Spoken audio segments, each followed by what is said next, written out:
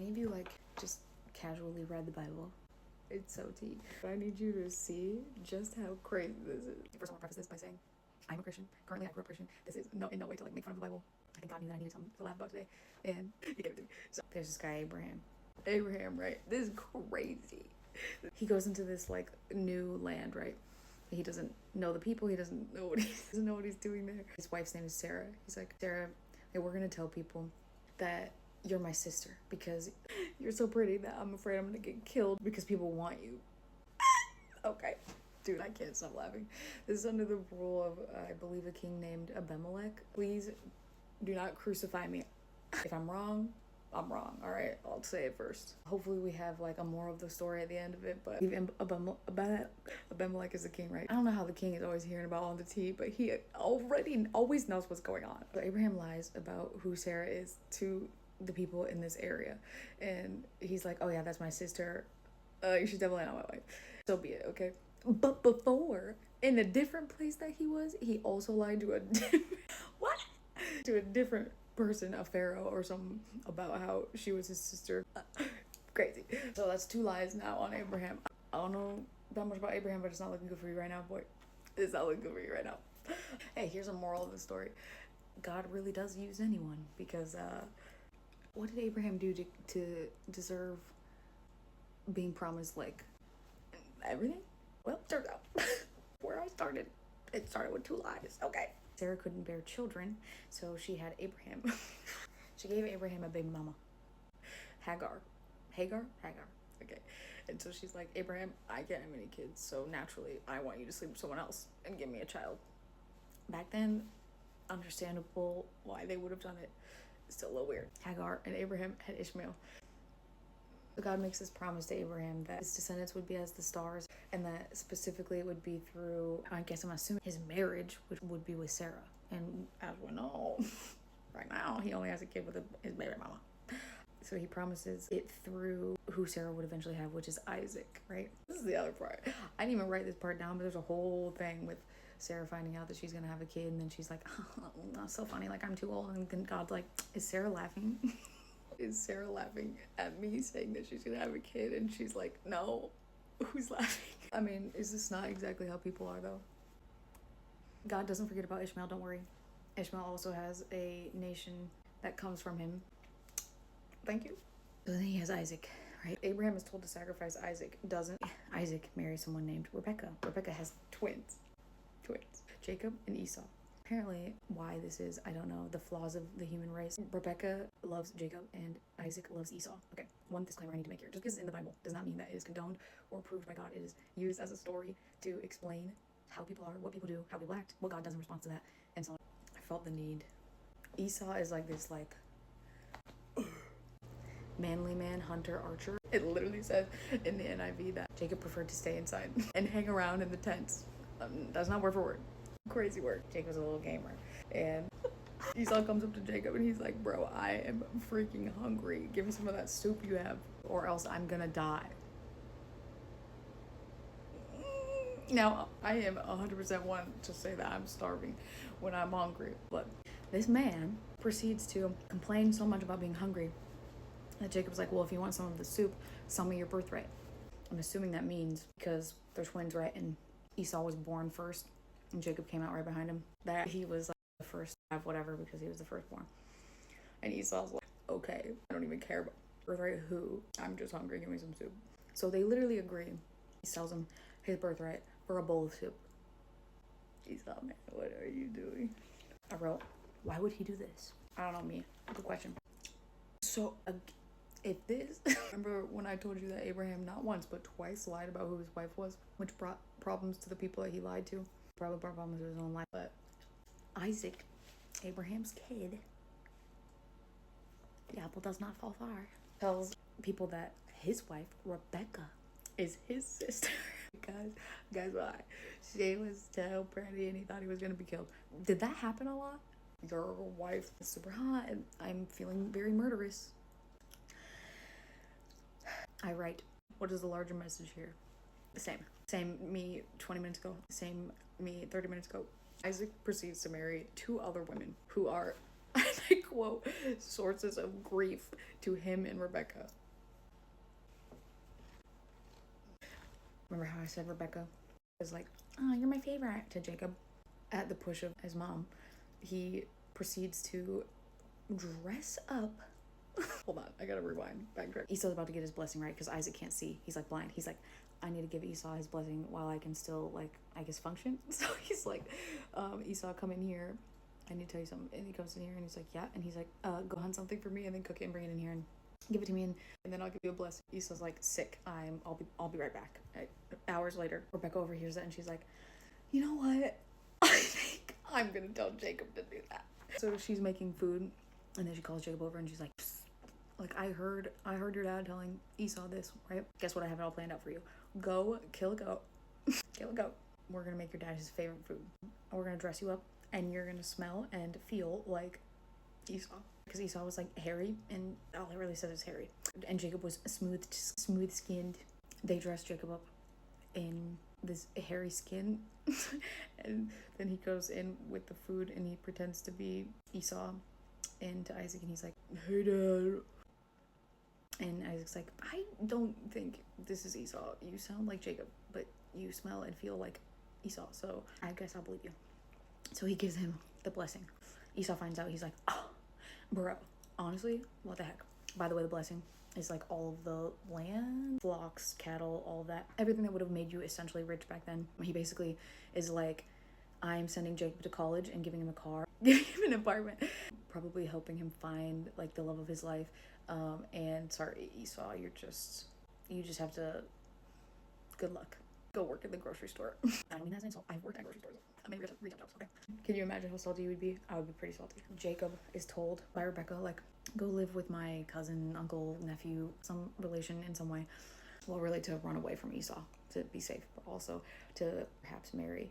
Laban is his name, his daughters. He has 2 daughters. Jacob goes and he wants to marry Rachel because, and I quote, Rachel is beautiful and has a good form, and Leah is the older one and she has delicate eyes. If you want to tell me what that means, I would love to know.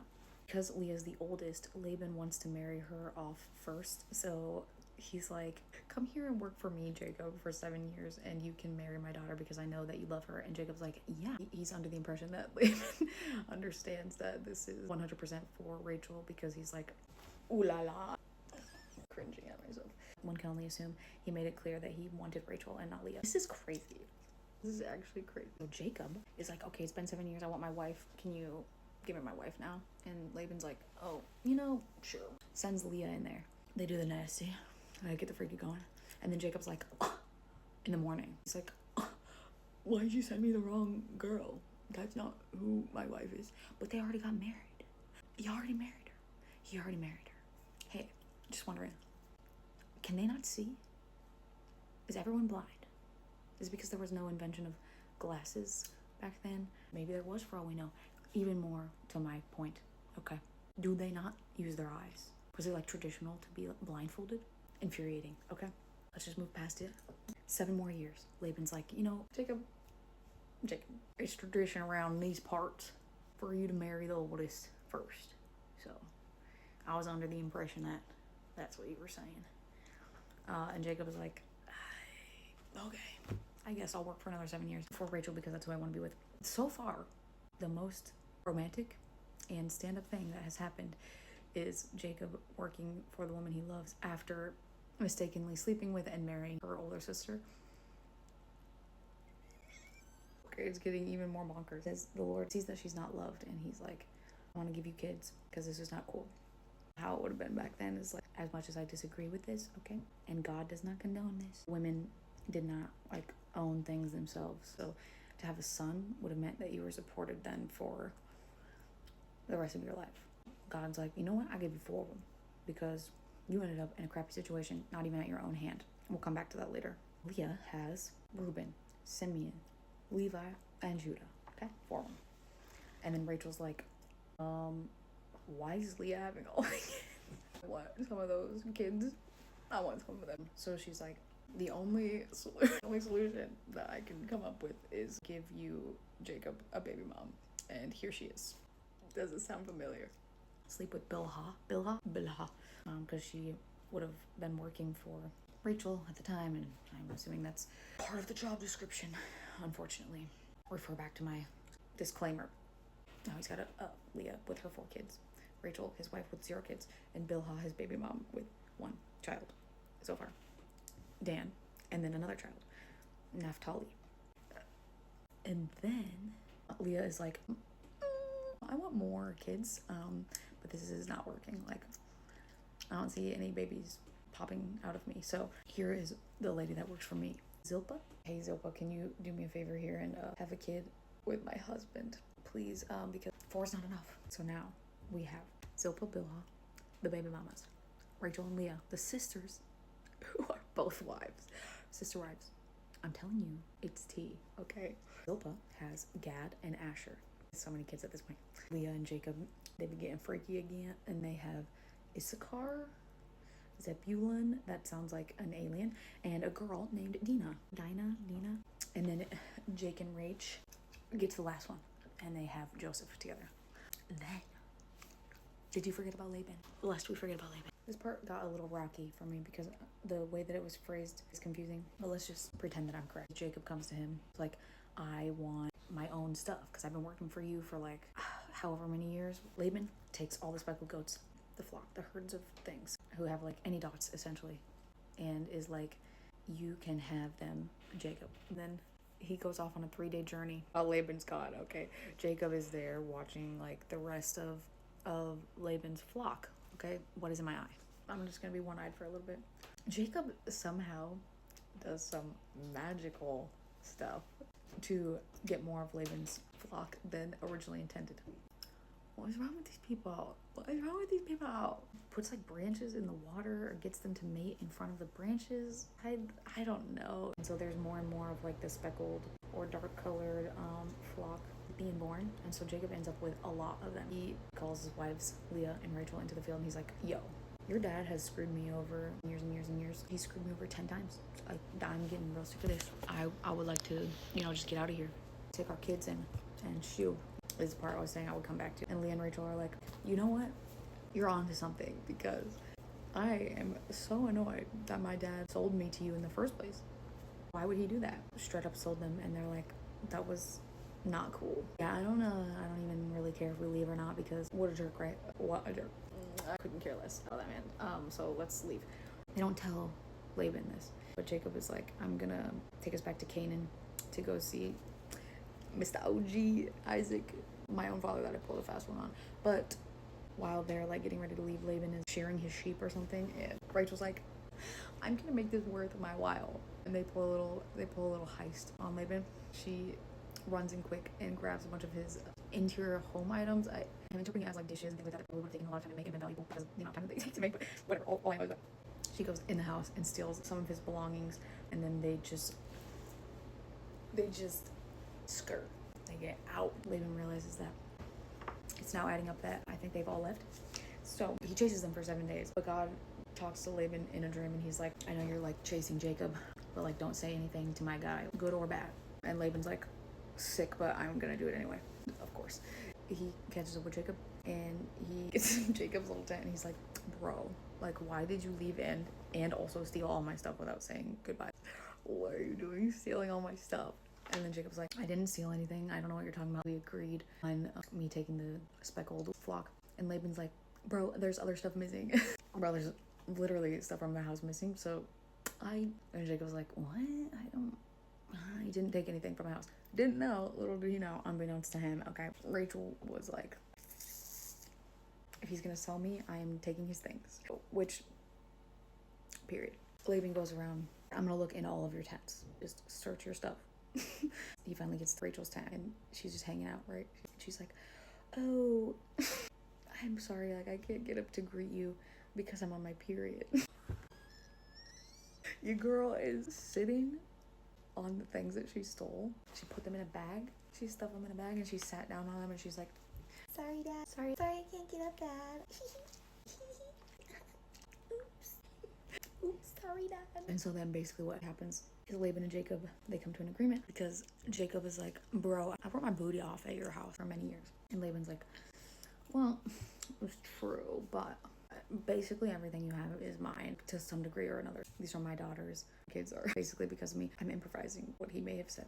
All the flocks were mine. They all came from like my herd, blah blah blah blah. And they're both like, actually I think we both would agree on that. They're like, cool, it's chill between me and you and God above. We're good. So anyways, that's the tea for today. And it is hot. Piping, if you will. Don't forget not to be like those people.